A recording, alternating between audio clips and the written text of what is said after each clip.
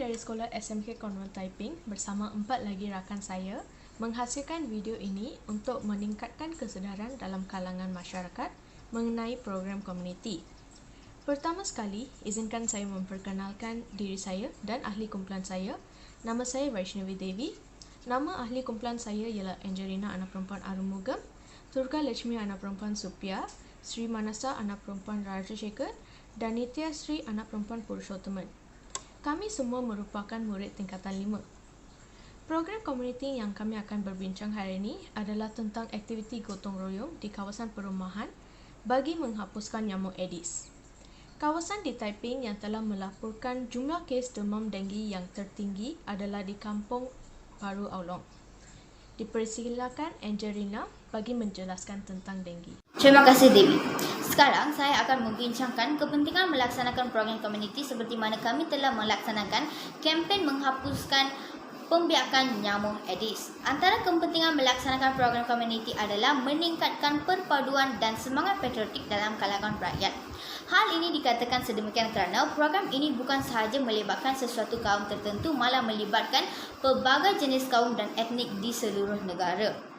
Perkara ini juga membantu meningkatkan semangat kerjasama antara rakyat. Hal ini dikatakan sedemikian kerana apabila kita bekerjasama antara satu sama lain dalam menjalankan aktiviti gotong royong, ia bukan sahaja dapat menghapuskan tempat pembiakan nyamuk Aedes, malah membantu meningkatkan dan mengasahkan semangat kejiranan antara satu sama lain dan membantu meningkatkan semangat perpaduan dalam kalangan rakyat.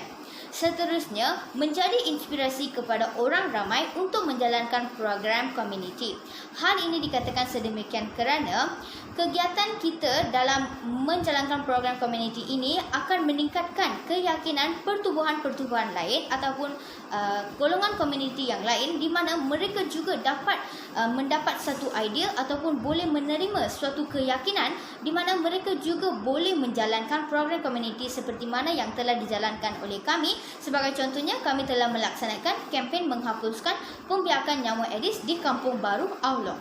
Selain itu, mampu menangani cabaran dalam negara.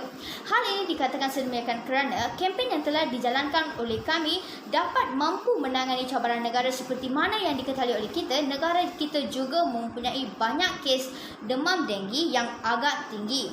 Ini juga membantu kami dan seluruh rakyat di Malaysia dalam membantu Kementerian Kesihatan Malaysia untuk mengurangkan kes demam denggi. Seterusnya, berikan kepada Nitya. Terima kasih Angel. Selamat sejahtera kepada semua. Saya Nitya Sri dari kelas 5 Zamrud.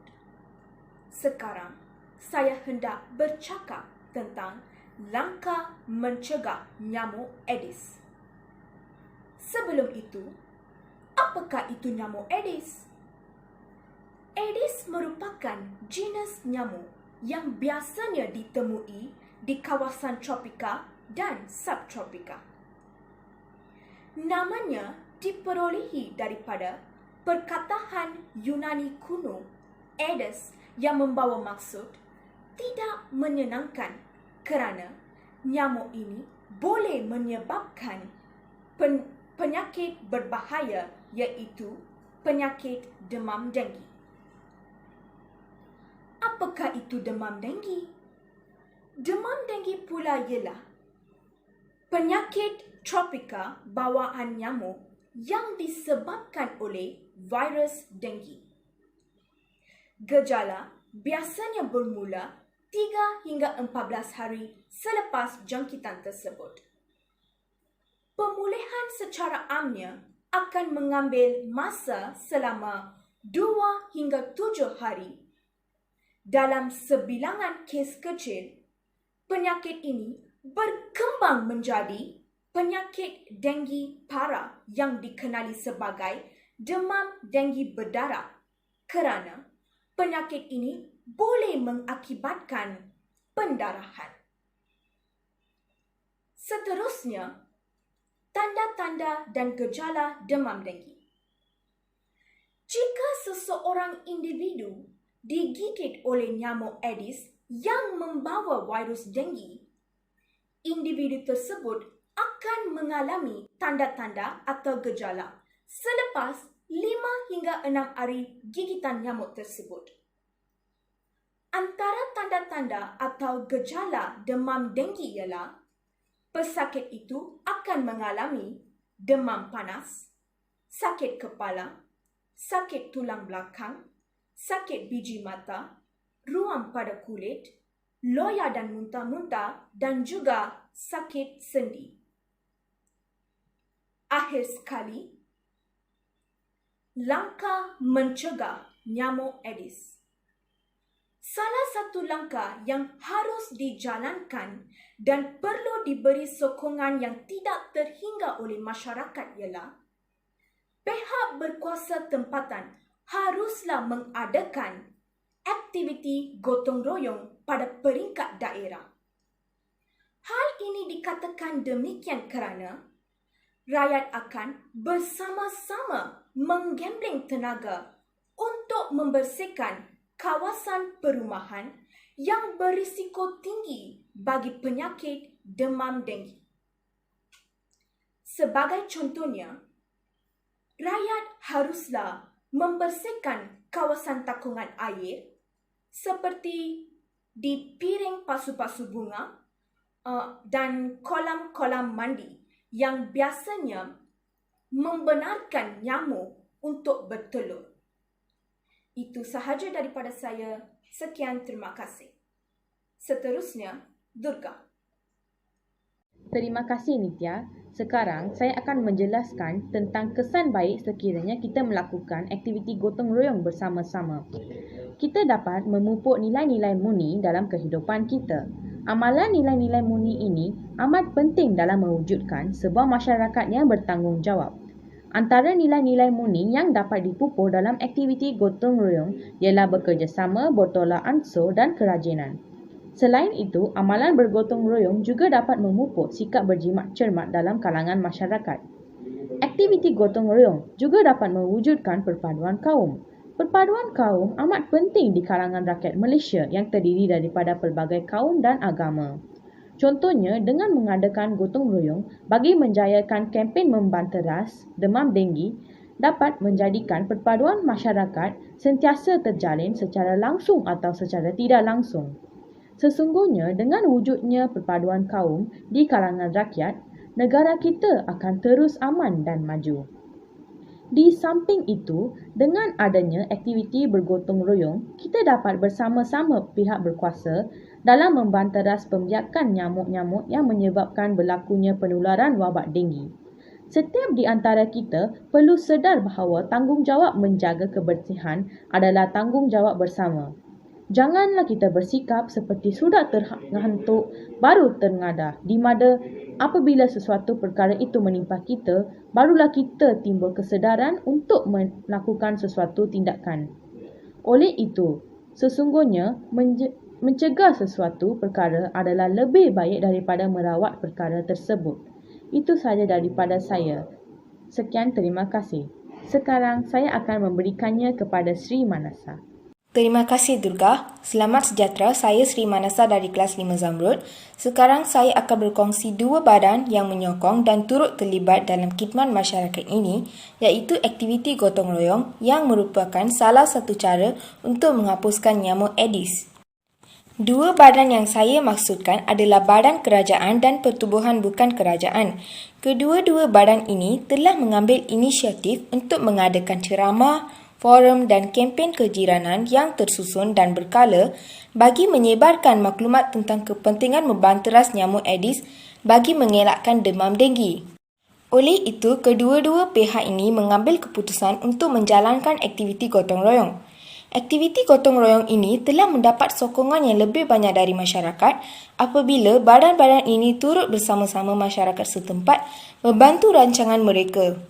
Sebagai contoh, di Kampung Baru Aulong, di mana bilangan kes demam denggi agak tinggi, institusi rukun tetangga bergerak secara aktif untuk mengadakan kempen iaitu kempen membanteras nyamuk Aedes dengan menjayakan aktiviti gotong royong.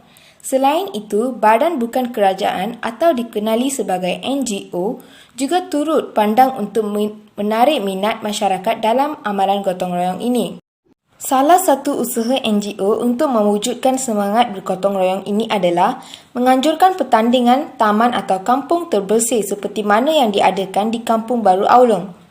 NGO yang terlibat dalam aktiviti ini ialah Persatuan Pencinta Alam Malaysia dan Persatuan Pertubuhan Sahabat Alam Sekitar Malaysia SAS. Manakala badan kerajaan yang terlibat adalah Jabatan Perpaduan Negara dan Integrasi Nasional JPNIN serta Jawatan Kuasa Kemajuan dan Keselamatan JKK. Badan-badan ini telah memberikan bantuan kewangan untuk melaksanakan aktiviti gotong royong dan mengupah beberapa pihak untuk menyembur ubat penghapus nyamuk Aedes. Jelaslah bahawa badan-badan ini memainkan peranan yang penting untuk menghapuskan nyamuk Aedes dengan kerjasama rakyat di Kampung Baru Aulong. Badan-badan ini telah bergerak lebih maju dan efisien untuk meningkatkan semangat bergotong royong dalam kalangan rakyat. Itu sahaja daripada saya. Sekarang giliran Vaishnavi Devi. Sekian, terima kasih. Terima kasih Sri Manasa. Kesimpulannya, setiap individu haruslah berganding bahu bagai aur dengan tebing supaya kita bersama-sama mengatasi masalah ini agar generasi akan datang tidak akan menghadapi masalah ini dan semua orang akan hidup dengan bahagia. Itu saja daripada kami. Sekian, terima kasih.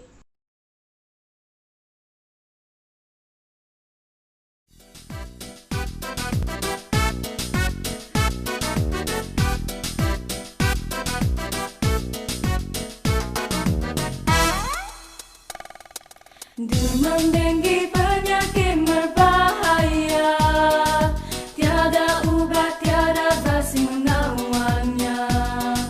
Jikalau terkena sengsaralah jiwa, sekiranya terlambat mendapatkan rawatan, maut menanti.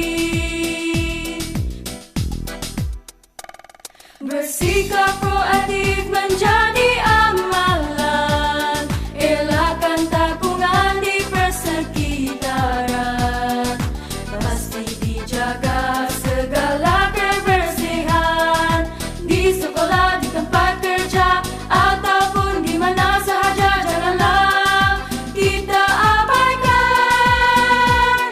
Aedes kan menyerang siapa saja, Aedes kan mengira mangsanya, Aedes kan menjadi dewasa dalam tempoh seminggu sahaja. Berwaspada kita sebelum terkena, cari dan musnahkan tanpa pembiakan, jaga dan mengawal tanggungjawab semua. Hidup tanpa Aedes kan lebih sempurna, lebih ceria. Aedes tiada, denggi tiada.